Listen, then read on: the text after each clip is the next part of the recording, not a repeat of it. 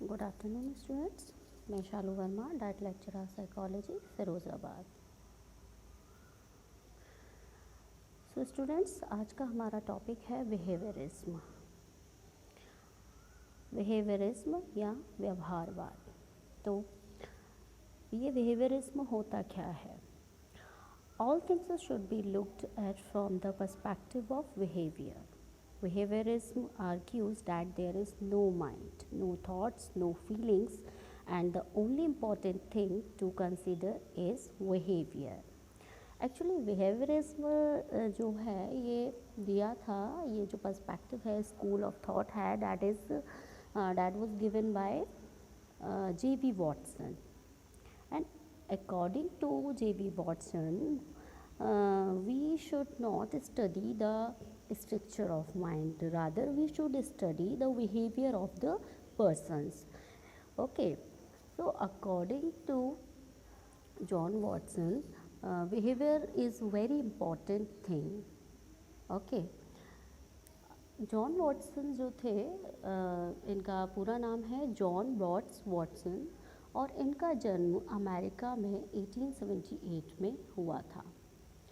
मनोविज्ञान में व्यवहारवाद का प्रारंभ 20वीं सदी के पहले दशक में J.B. वॉटसन द्वारा 1913 में जॉन हॉपकिंस विश्वविद्यालय में किया गया।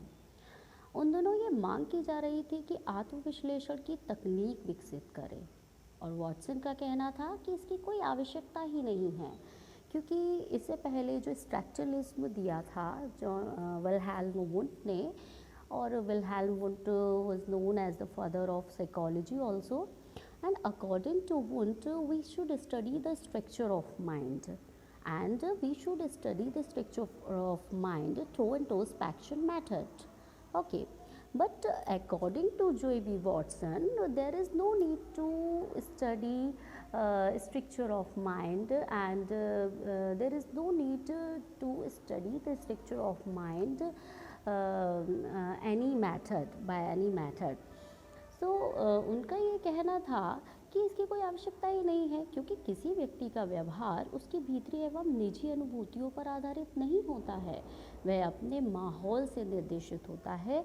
वो डिपेंड करता है कि गिवन सिचुएशन में कोई भी पर्सन जो है वो कैसे बिहेव करेगा। ओके, सो मानसिक स्थिति का पता लगाने के लिए किसी बाह्य प्रेरक के प्रति व्यक्ति की अनुक्रिया का प्रेक्षण करना ही पर्याप्त होता है। एडवर्ड हुडी, क्लार्क हल और V.F. स्किनर ने व्यवहारवाद के सिद्धांत को अधिक परिष्कृत स्वरूप प्रदान किया। इस संप्रदाय की स्थापना वॉटसन द्वारा संरचनावाद तथा प्रकार्यवाद जैसे संप्रदायों के विरोध में की गई थी। वॉटसन ने 1913 में साइकोलॉजिकल रिव्यू में एक विशेष शीर्षक व्यवहारवादियों की दृष्टि में मनोविज्ञान के तहत प्रकाशित किया। यहीं से व्यवहारवाद का औपचारिक आरंभ माना जाता है। तो स्टूडेंट, बिहेवियरिस्ट में जो मेन बिहेवियरिस्ट हैं, एवॉन पॉवलोव हैं, एडवर्ड थॉर्नडाइक हैं, John B Watson and V.F. Skinner. Ivan Pavlov and V.F. Skinner, इन दोनों ने ही कंडीशनिंग थ्योरी दी थी जो कि बिहेवियरिज्म पर ही आधारित है। इवॉन बी पॉवलोव ने, जैसे आप अपने फर्स्ट सेमेस्टर में पढ़ चुके होंगे कि इवॉन बी पॉवलोव जो थे उन्होंने क्लासिकल कंडीशनिंग थ्योरी दी थी, और V.F. स्किनर ने इंस्ट्रूमेंटल कंडीशनिंग दी थी। तो व्यवहारवाद का एक्चुअल जो है वो है क्या? What is behaviourism? Actually, behaviorism focuses on the study of overt behaviors. We have two types of behaviors, overt behavior and covert behavior. Okay, so behaviorism focuses on the study of overt behavior. Overt behavior means which can be visible, which is visible. Okay, behaviors that can be observed and measured. Okay, so व्यक्ति का व्यवहार वह तरीका है जिस प्रकार वह आचरण का बर्ताव करता है, वह व्यक्ति के कार्य करने, प्रभाव डालने या बदलने का ढंग है। व्यवहार व्यक्ति द्वारा स्वतः और अपने पर्यावरण के संयोजन में की गई क्रियाओं का कार्य करने के ढंगों का विस्तार या प्रसार क्षेत्र है। व्यवहार प्राणी की ऐसी विशेषता है जो आजीवन और निरंतर चलती रहती है। तो इस प्रकार हम जान पाते हैं कि जो जेवी वॉटसन हैं, जो कि व्यवहारवाद के जनक हैं, उन्होंने उनका ये मानना था कि व्यक्ति का जो व्यवहार है वह जो है एक मेन इम्पॉर्टेंट थिंग है। व्यवहार कैसे होता है? जब हमारे एनवायरनमेंट में जो भी चीज़ें हैं वो सारी ही चीज़ें स्टिमुलस हैं, और जब हम उन चीज़ों से प्रभावित होते हैं तो we response towards that stimulus.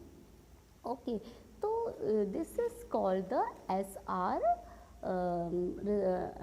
we can say responses, SR conditioning, stimulus response conditioning. अब आपका टॉपिक आता है कि व्यवहारवाद के सिद्धांत, प्रिंसिपल्स ऑफ बिहेवियरिज्म कौन कौन से हैं। तो इसमें फर्स्ट आपका है उद्दीपक एवं अनुक्रिया, स्टिमुलस एंड रिस्पॉन्स। जैसे कि मैंने अभी आपको बताया, व्यवहारवादी मनोविज्ञान को उद्दीपक और अनुक्रिया का सिद्धांत कहते हैं, क्योंकि व्यवहार में उद्दीपक और अनुक्रिया का जितना महत्व है उतना और किसी प्रत्यय का नहीं है। बहुत तेज आवाज़ को सुनकर व्यक्ति अपने चारों ओर घूमकर देखने लगता है तो यह उद्दीपक के प्रति होने वाली अनुक्रिया है। जब आँखों के सामने कोई भी चीज़ आती है तो पलकें अपने आप झपक जाती हैं। ये सारी चीज़ें क्या हैं? व्यवहार है। उद्दीपक के लिए हम रिस्पॉन्स करते हैं। नेक्स्ट इज स्मृति प्रतिमाएं या मेमोरी इमेजेस। सर्वप्रथम उद्दीपक ज्ञानेंद्रियों को उद्दीप्त करता है। ज्ञानेंद्रियों के उद्दीप्त होते ही संवेदी आवेग या जो नव इम्पल्स हैं वो संवेदी नाड़ियों के माध्यम से मस्तिष्क में पहुंच जाते हैं। इस प्रकार मनुष्य का संपूर्ण व्यवहार समग्र जीव की क्रिया है। व्यवहारवादी क्रिया द्वारा मस्तिष्क गतिवाही तथा संवेदी नाड़ियाँ सक्रिय रहती हैं। नेक्स्ट संवेदना या सेंसेशन। जैसे कि आप सभी जानते हैं कि जब भी हम किसी चीज़ जो भी एनवायरनमेंट से रिलेटेड जो भी इंफॉर्मेशंस होती हैं, जो भी नॉलेज होती है, वो हम अपने सेंस ऑर्गन्स के थ्रू गेन करते हैं, रिसीव करते हैं उनको। तो सेंस ऑर्गन्स के थ्रू जो भी इंफॉर्मेशन हम रिसीव करते हैं that is called sensation, and when we give the meaning of that type of sensation, it is called a perception. Okay, व्यवहारवादियों का ये विचार है कि संवेदना का वैज्ञानिक विधि द्वारा मापन नहीं किया जा सकता।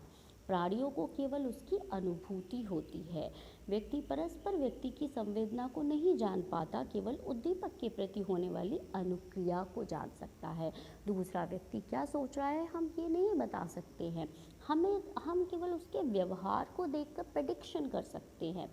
व्यवहारवादी इसलिए संवेदना को स्वीकार नहीं करते क्योंकि वे इसे आत्मनिष्ठ या सब्जेक्टिव मानते हैं। अधिगम का सिद्धांत, थ्योरी ऑफ लर्निंग जो है, व्यवहारवाद ने सीखने के संबंध में अभ्यास के नियम को उत्तम माना है। आपने पढ़ा भी होगा थॉर्नडाइक का सिद्धांत। जिस प्रकार व्यक्ति अन्य प्रतिक्रियाएं सीखता है उसी प्रकार संवेगात्मक प्रतिक्रियाएं भी सीखता है। उत्तेजना प्रतिक्रिया के रूप में अधिगम का विश्लेषण किया जा सकता है। इस प्रकार सीखना मौलिक रूप से एक भौतिक एवं यांत्रिक साधन है। अतः व्यवहारवाद अधिगम में भी संबद्ध प्रतिक्रिया को ही प्रमुख स्थान देता है। नेक्स्ट जो प्रिंसिपल है that is theory of thinking. व्यवहारवादियों का विचार है कि व्यक्ति को विचार करते समय अपनी आंतरिक वाणी की अनुभूति होती रहती है। इस तथ्य की पुष्टि अंतर्दर्शन से की जा सकती है। वॉटसन के अनुसार विचार सस्वर होते हैं और आंतरिक वाणी से संबंधित होते हैं, जिससे व्यवहारवाद ने अधिक प्रसिद्धि पाई है। नेक्स्ट इज अनुभूति और संवेग, फीलिंग एंड इमोशन। व्यवहारवाद के अनुसार सुख की अनुभूति पूर्णतः संवेदी गतिविधि है। अनुभूति संबंधी व्यवहार उद्दीपक अनुक्रिया का वैज्ञानिक रूप है। व्यवहारवादियों का मत है कि अनुभूति की अपेक्षा संवेग अधिक जटिल होते हैं। क्योंकि अनुभूति जो होती है वो केवल जो है वो दो टाइप की होती है, सुख की फीलिंग या दुख की फीलिंग। लेकिन इमोशंस जो है दे हैव वैराइटीज़। ओके, तो इसलिए संवेग या इमोशंस जो होते हैं वो कॉम्प्लेक्स नेचर के होते हैं। इनका विकास वातावरण के माध्यम से होता है, अतः जिस प्रकार के वातावरण में मनुष्य रहता है उसका व्यवहार भी उसी तरह का हो जाता है। अनुभूति एक यथार्थ है जो संवेगी क्रियाओं से जुड़ी होती है। नेक्स्ट थिंग जो कि बहुत ही इम्पॉर्टेंट थिंग है कि बिहेवियरिज्म में व्यवहारवादियों ने वातावरण को बहुत ज़्यादा इम्पोर्टेंस दी है। व्यवहारवादी विचारक वॉटसन ने वातावरण पर सबसे अधिक बल दिया है तथा वंशानुक्रम के सिद्धांत को उन्होंने व्यर्थ और अमनोवैज्ञानिक सिद्ध करने की चेष्टा की है।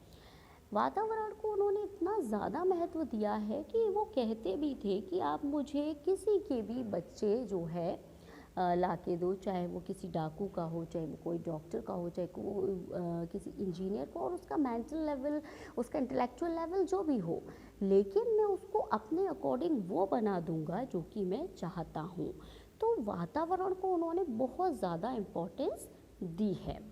ठीक है, अब आपका नेक्स्ट आता है कि व्यवहारवाद का शिक्षा में योगदान क्या है। तो देखिए, व्यवहारवाद ने जो विधियाँ व तकनीक प्रदान की उनसे बच्चों के व्यवहार को समझने में बहुत सहायता मिली है, क्योंकि विभिन्न प्रकार की कंडीशनिंग थ्योरीज़ हैं, ऑब्जर्वेशनल थ्योरीज़ हैं जिसके थ्रू जो है बच्चे सीखते हैं। इसके बारे में बिहेवियरिज्म के द्वारा ही पता लगा है। सीखना एवं प्रेरणा के क्षेत्र में व्यवहारवाद ने जो विचार प्रस्तुत किए हैं वो अत्यंत महत्वपूर्ण हैं। बच्चों के संवेगों का प्रयोगात्मक अध्ययन कर व्यवहारवादी मनोवैज्ञानिकों ने इनके संवेगात्मक व्यवहार को समझने में महत्वपूर्ण योगदान दिया है। व्यवहारवाद ने मानव व्यवहार पर वातावरणीय कारकों की भूमिका पर विशेष जोर दिया है। वॉटसन ने पर्यावरणीय कारकों को बच्चों के व्यक्तित्व विकास में काफ़ी महत्वपूर्ण बताया है। इसी प्रकार स्किनर, BF स्किनर द्वारा सीखने के लिए जो विधि कार्यक्रमित सीखना, प्रोग्राम्ड लर्निंग जो दी गई है, उसने शिक्षा मनोविज्ञान के क्षेत्र में एक हलचल मचा दी है। आधुनिक मनोवैज्ञानिकों ने इसे अत्यंत ही महत्वपूर्ण माना है। अब बात आती है व्यवहारवाद की आलोचना। तो व्यवहारवाद की आलोचना में जो व्यवहारवाद का जन्म है वो संयुक्त राज्य अमेरिका में हुआ था और एडवर्ड थॉर्नडाइक एवं जेम्स वॉटसन आदि को उसका जनक माना जाता है, जिन्होंने पशुओं के जीवन तथा व्यवहार के बारे में उल्लेखनीय खोजें की थी। और व्यवहारवाद जो है ना वो पूरी तरीके से चेतना और मन को मनोवैज्ञानिक अध्ययन का विषय ही नहीं मानता है, जो कि सही नहीं है। दूसरा है कि व्यवहारवादियों के मत में मनोवैज्ञानिक अध्ययन का उद्देश्य इंद्रियों को प्रभावित करने वाले उद्दीपनों की प्रतिक्रिया का पूर्वानुमान करना या इसके विपरीत यदि प्रतिक्रिया मालूम है तो उद्दीपक को जानना है। नेक्स्ट, व्यवहारवादी मनोविज्ञान आद्योपरांत यंत्रवादी है और पशुओं की भांति मनुष्य को भी एक निष्क्रिय क्रियातंत्र अथवा एक तरह का यंत्र मानता है जो मन से युक्त हो या ना हो बाह्य प्रभावों पर प्रतिक्रिया अवश्य करेगा, जो कि ठीक नहीं है। व्यवहारवादियों ने अपने प्रयोग मुख्यतः जानवरों पर किए हैं, जिसमें ज़्यादातर सफ़ेद चूहों पर किए हैं, और उनसे जिन निष्कर्षों पर पहुँचे हैं उन्हें मनुष्यों पर जैसा कि तैसा लागू कर दिया गया है, जो कि ठीक नहीं है, क्योंकि पशुओं में और मनुष्यों में बहुत अंतर भी पाया जाता है। हम बिल्कुल ये नहीं कह सकते कि जो परिणाम हमने पशुओं के ऊपर अध्ययन करके प्राप्त किए हैं उसे हम एज इट इज़ जो है मानवों पर भी लागू कर सकते हैं।